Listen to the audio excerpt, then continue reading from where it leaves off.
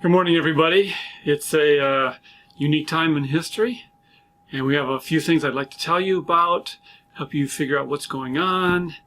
We're all kind of still reeling from the shock a little bit of school being moved online, not canceled, just moved online. We have a couple weeks here. I suggest strongly that you get some good relaxation this first week. Second week, start thinking about what's going on and be in contact with your teachers. So please do that. There's so many questions: how, what, when, where. I'm going to go over a few things for you to try to help you. But first, we need to stop and think about it. God talks to us in Isaiah 25:4. You have been a refuge for the poor, a refuge for the needy in his distress. That's us. A shelter from the storm and a shade from the heat. God has things under control, so we don't have to be panicked about this. There is a steep learning curve for some of us in learning how to do some of these things, but you guys are tough, and we'll be tough, and we'll figure this stuff out. First of all, a little bit of background. Through the last week, our institution decided to follow the CDC website and updates, and they've been following that. That's why you've gotten some variations in information. As soon as the WHO declared this a pandemic, our administrators got together and decided, we probably are going to have to close the school from on campus, moving it to online. So they discussed it, they decided to do this, and fortunately, most tests were finished. That's a real plus on there. But it's a moving target. Things are different every day, so there will be information coming to you as we go, probably daily through this next few weeks as we get ready. The whole goal really is to reduce the spiking of the hospital entries. It's going to spread around, it's going to do the same sort of things, but this spike and overwhelming of the medical system is what we're really trying to stop. Your student safety, that's you, that's highest priority. Second priority probably is us, so we don't get sick and have any problems either. So we are finding that most of the countries that are successful in fighting this have been proactive, so we're trying to be proactive at this point. New opportunities. In the lecture, there will be most things shunt through eClass, so please be online in eClass. Check your emails. Some faculty have given texts for calling them. Please just be in communication with us. That's fine.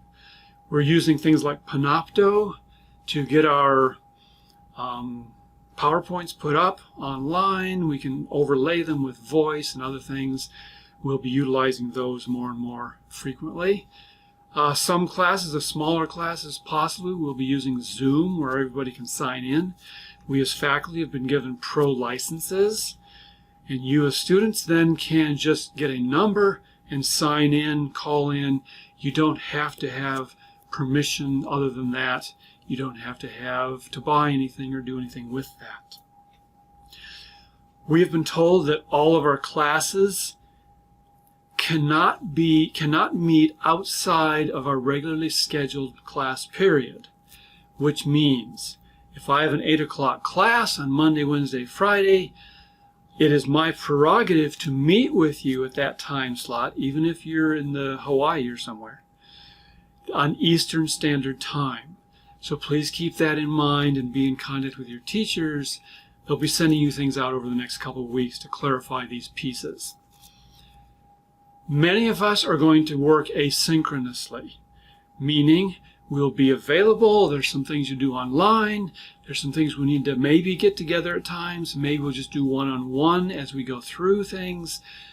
We're still pulling all those pieces together, so just keep an eye on that. On the lab situation, again, it varies with which lab you are in. Some of the labs are doable online. Some of them we're bringing some stuff in that's online content. Some of them we're going to be videotaping and giving those to you to watch. Again, on eClass, there'll be a place that these things will come up, and you can just click on them and you're into the process. So it's not going to be tough for you. Those of you who are working for the department, please contact your professors within the next few days, if at all possible. By Wednesday next week, we want to submit a list to the institution here. They have said that workers are finished, period. However, if we need your help for grading, for whatever it might be, please be in contact with who you're working for, so we can submit those names. And since campus is going to be closed down, we're still here at this point. We don't have anything different than that yet. That we will still be working from our offices, sometimes from home, maybe from a field, wherever we can work, and that'll be great. The library, online tutoring, office hours, those are still all viable. They're going to be there and available, and so that's not going to change too much. You may need to call in to your professor, say, I got a question on that. Fine. If it's not during office hours, and we'll be sending you updated scheduling, because we are cutting 1 week out of this second half. We'll be sending you updated scheduling on when the classes are. Then just come, follow those office hours. We'll be here. We want things to go smoothly for you. You guys are what make us what we are, and we're here teaching because we want to help you. That's why we're here. We miss you already. It's kind of like an empty campus, and there's a whole bunch of people just not sure what's happening at this point. So we want to let you know we'll be giving you information over time, but especially keep on your emails and e-class. We'll overcome these problems. God's got our back. We'll work through these. We're not being too stressed at this point. We don't want you to be too stressed either. Have a good weekend. Thank you. Bye.